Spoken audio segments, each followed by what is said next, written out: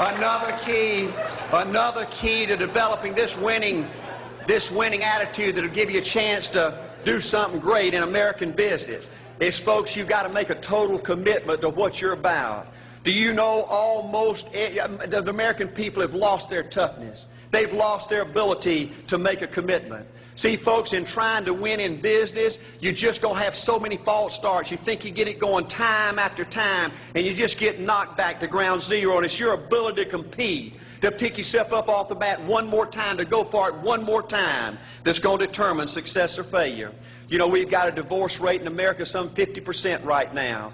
You know, it just seems like that people that go in business today, they have an attitude, well, I'm going to stick my toe in it.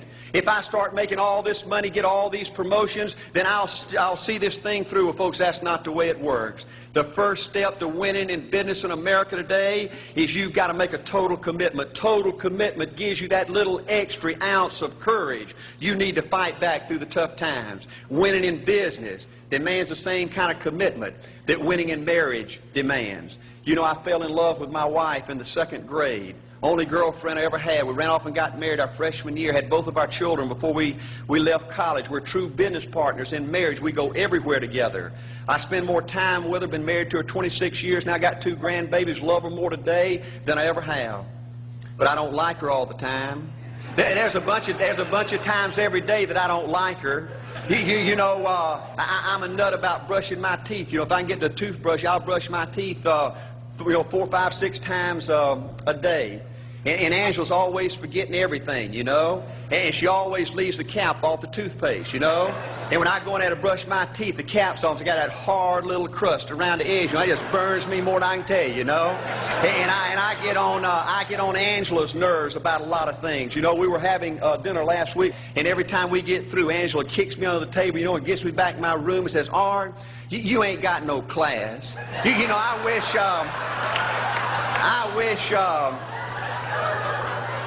wish, Art, you could learn to eat with your mouth closed, you know. But see, folks, if you want to win in business, everything's not going to work out like you want it to, but you got to be committed. I want to have great kids. I want to have a wonderful relationship. I want to have tremendous grandbabies. Another key in building this winning edge in business is you've got to learn to treat people good.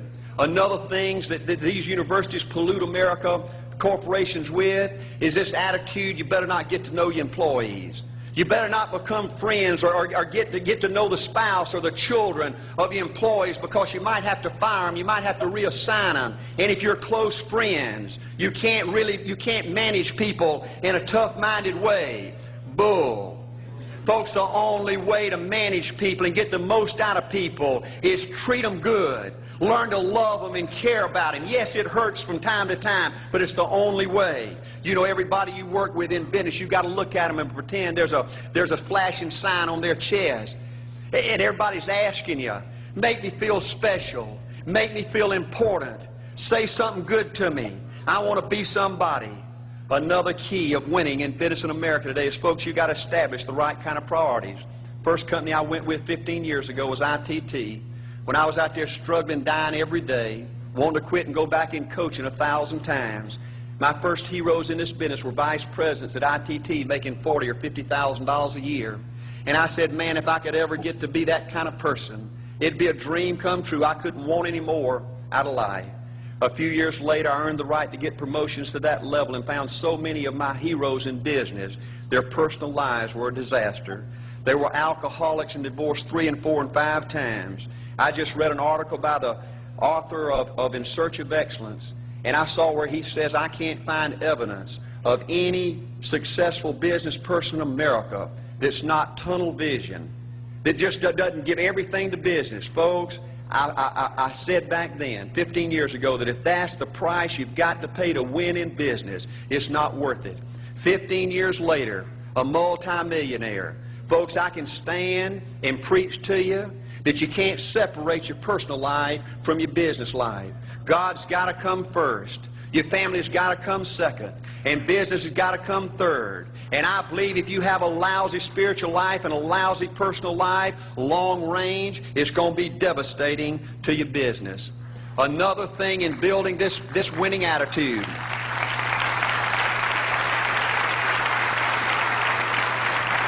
Another thing in building this winning attitude in business, I see tall people make it big in business and short people, dumb people and smart people, fat people and skinny people. But if you cut open the winners in business, I see a heart of a champion. And all these people are competitors and they don't quit. I believe desire and will to win is everything. I don't know why I'm like I am, but my butt's always burning. There's always something say, Art, dadgummit, you're supposed to go for it. Art, dadgummit, you're supposed to be somebody. You're supposed to make a difference with your life. What does the $500,000 a year person do? The $50,000 a year person doesn't do. You look at the outside and study those two individuals, everything seems to be the same. They both are the same sex, they both are the same age, they have the same training, the same positions, the same contract, the same fringe benefits. They both are successful, they work hard, they're good family people, make tough commitments.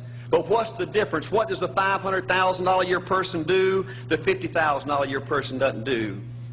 He pays the price and a little bit more. He works hard and a little bit more. He's loyal to the company and a little bit more. He believes in a little bit more. He makes money and a little bit more. He saves money and a little bit more. If you want to win in these United States, you got to be tough and you can't quit. The last thing I'll talk to you about today in building this winning edge is, folks, if you want to win in business, you got to be a leader.